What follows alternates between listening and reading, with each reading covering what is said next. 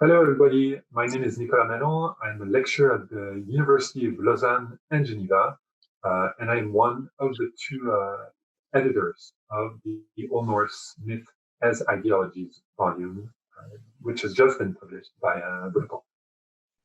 And my name is Lukas Rösli. I am a junior professor in Scandinavian Studies and Medieval Studies at Humboldt-Universität zu Berlin, and I'm the second editor of the book just mentioned by Nicolas. So Nicolas, tell me, what is the volume about? The volume is about Old Norse myths, but with a twist, because we're not so much interested in what is narrated within these famous myths, but more in the ways these stories were mobilized, deployed, used by various actors ever since the Middle Ages and up to today. And indeed, one of the contributions deals with the use of Old Norse myth in the context of Donald Trump's America. It's a very interdisciplinary volume. We brought together people from various disciplinary horizons. We've got sociologists, literary scholars, historians, philologists, and again, the topics are fairly wide, but always asking this same question: how were the Old Norse myths used within social, political, and ideological context?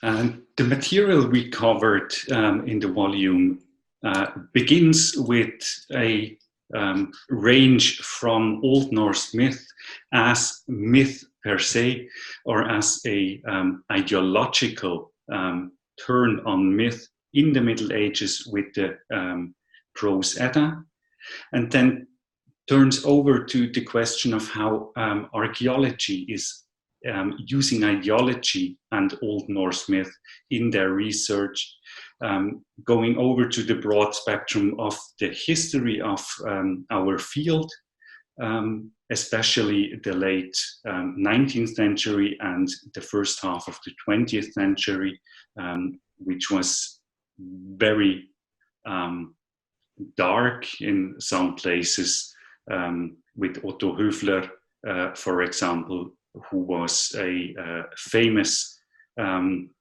Old Norse scholar, but also very famous for being a member of the SS Ahnenerbe and one of the leading figures of scholarly appropriated Nazi ideology. And then we go over to more popular culture themes like the series Vikings, like video games, as well as modern religious groups in Donald Trump's America. So why is it timely? Well, we're recording this a few days after the U.S. elections, but clearly Donald Trump's not being president anymore does not change very much. The fact that white supremacy is a rampant phenomenon now, especially in the U.S., and that at least two of the contributions show white supremacy in the U.S. In some quarters clearly mobilizes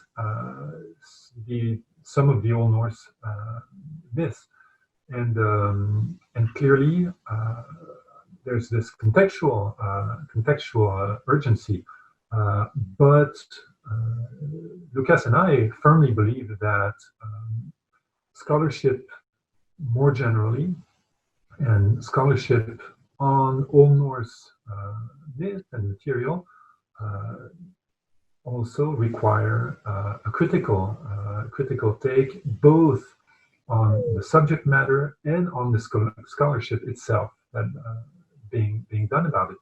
And so we hope to open a conversation with this book, a conversation which would be both historiographic and methodological. So for various reasons, we believe the volume is quite timely. And I think from our perspective, the book is not only aimed at people in the field with a special interest in Old Norse myth, but also to students that begin studying the studies of religion or Scandinavian studies or related fields, to see that there is a generation that tries to be critical with our own ancestors in the academy and in the field of Old Norse and Scandinavian studies, as we both had the feeling as students that all our ancestors, or so-called ancestors, at least from the German-speaking part of academia, have been influenced and were members of the Nazi regime in Germany and in Europe.